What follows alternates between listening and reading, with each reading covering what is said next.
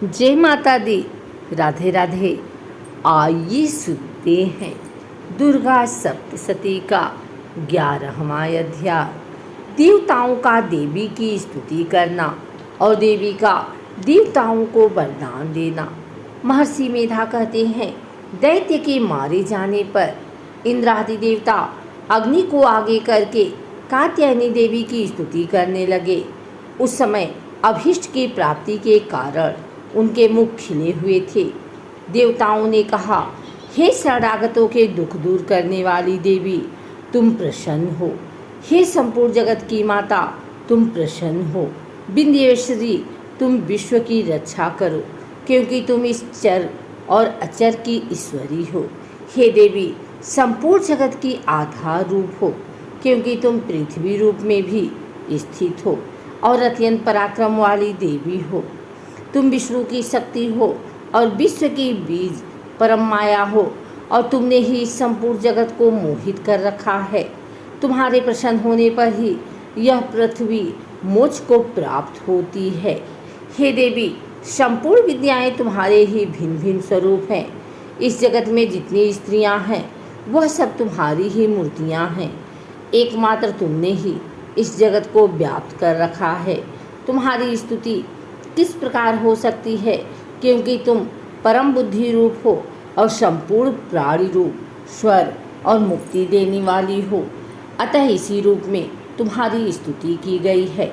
तुम्हारी स्तुति के लिए इससे बढ़कर और क्या युक्तियाँ हो सकती हैं। संपूर्ण जनों के हृदय में बुद्धि रूप होकर निवास करने वाली, स्वर्ग तथा मोक्ष प्रदान करने वाली, हे नारायणी देवी, तुमको नमस्कार है। कलाकाष्ठा आदि रूप से अवस्थाओं को परिवर्तन की ओर ले जाने वाली तथा प्राणियों का अंत करने वाली नारायणी, तुमको नमस्कार है।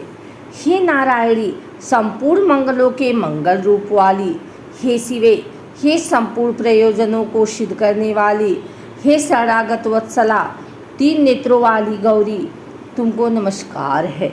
सृष्टि, स्थिति तथा संहारों की शक्तिभूता सनातनी देवी, गुणों का आधार तथा सर्वसुखमयी नारायणी, तुमको नमस्कार है।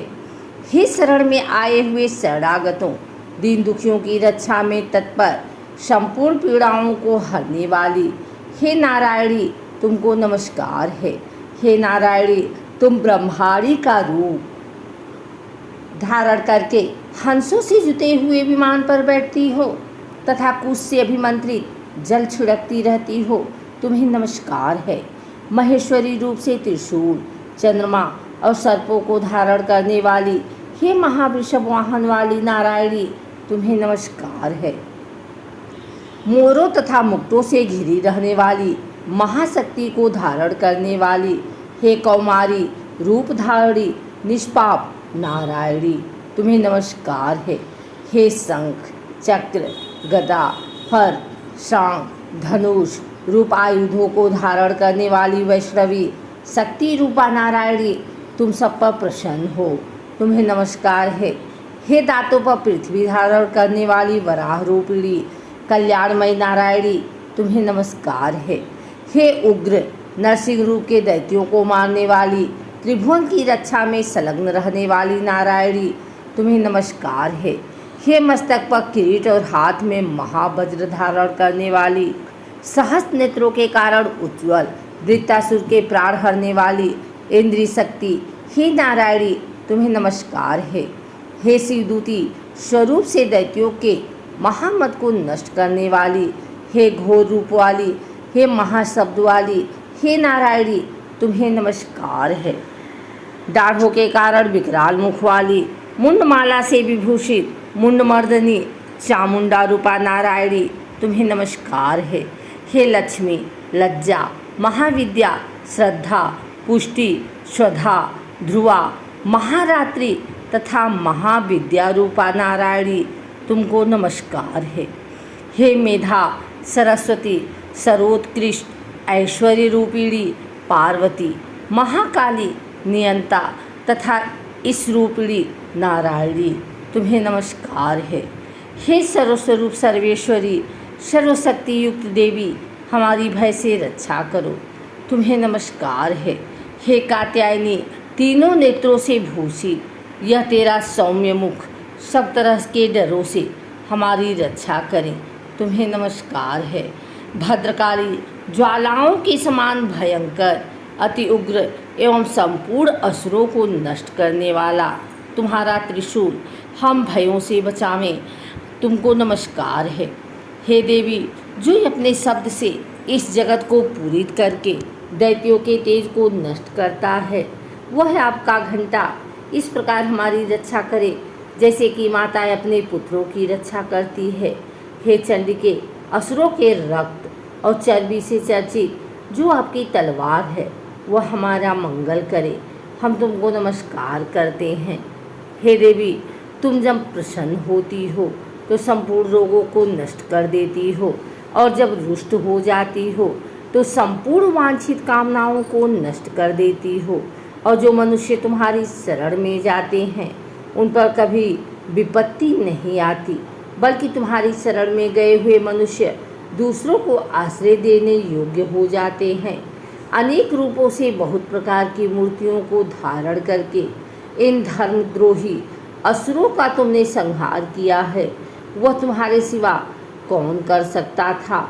चतुर्दश विद्याएं, 60 शास्त्र और चारों वेद तुम्हारे ही प्रकाश से प्रकाशित हैं। उनमें तुम्हारा ही वर्णन है।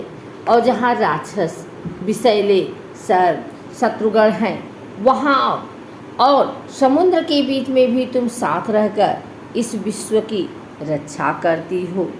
हे विश्वेश्वरी, तुम विश्व का पालन करने वाली विश्वरूपा हो, इसलिए संपूर्ण जगत को धारण करती हो।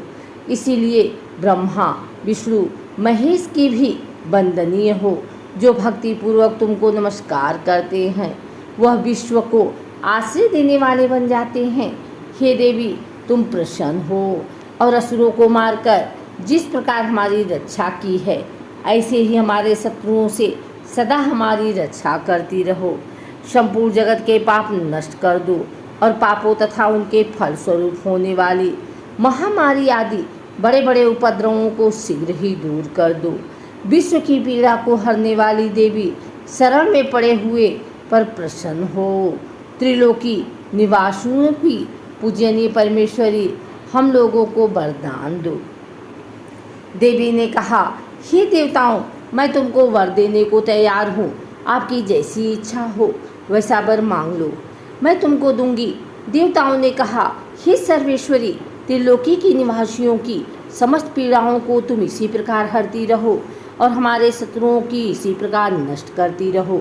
देवी ने कहा, वह वैवस्वत मनवंतर के 28वें युग में 2 और महाअसुर शुंभ और निशुंभ उत्पन्न होंगे। उस समय मैं नंदगोप के घर से, यशोदा के गर्भ से उत्पन्न होकर विंध्याचल पर्वत पर शुंभ और निशुंभ का संहार करूंगी। फिर अत्यंत भयंकर रूप से पृथ्वी पर अवतीर्ण होकर मैं वैप्रचित नामक दानवों का नाश करूंगी। उन भयंकर महाअसुरों को भक्षण करते समय मेरे दांत अनार पुष्प के समान लाल होंगे। इसके पश्चात स्वर्ग में देवता और पृथ्वी पर मनुष्य मेरी स्तुति करते हुए मुझे रक्तदंतिका कहेंगे। फिर जब 100 वर्षों तक वर्षा न होगी तो मैं ऋषियों की स्तुति करने पर आयोनिज नाम से प्रकट होंगी और अपने 100 नेत्रों से ऋषियों की ओर देखूंगी। अतः मनुष्य शताक्षी नाम से मेरा कीर्तन करेंगे। उसी समय मैं अपने शरीर से उत्पन्न हुए प्राणों की रक्षा करने वाले शाकों द्वारा सब प्राणियों का पालन करूंगी और तब इस पृथ्वी पर शाकंभरी के नाम से विख्यात होंगी। और इसी अवतार में मैं दुर्ग नामक महाअसुर का वध करूंगी और इससे मैं दुर्गा देवी के नाम से प्रसिद्ध होंगी। इसके पश्चात जब मैं भयानक रूप धारण करके हिमालय निवासी ऋषियों महर्षियों की रक्षा करूंगी, तब भीमा देवी के नाम से मेरी ख्याति होगी। और जब फिर अरुण नामक असुर तीनों लोगों को पीड़ित करेगा, तब मैं असंख्य भ्रमरों का रूप धारण करके उस महादैत्य का वध करूंगी। तब स्वर्ग में देवता और मृत्युलोक में मनुष्य मेरी स्तुति करते हुए मुझे भ्रामरी नाम से पुकारेंगे। इस प्रकार जब जब पृथ्वी राक्षसों से पीड़ित होगी तब तब मैं अवतरित होकर शत्रुओं का नाश करूंगी।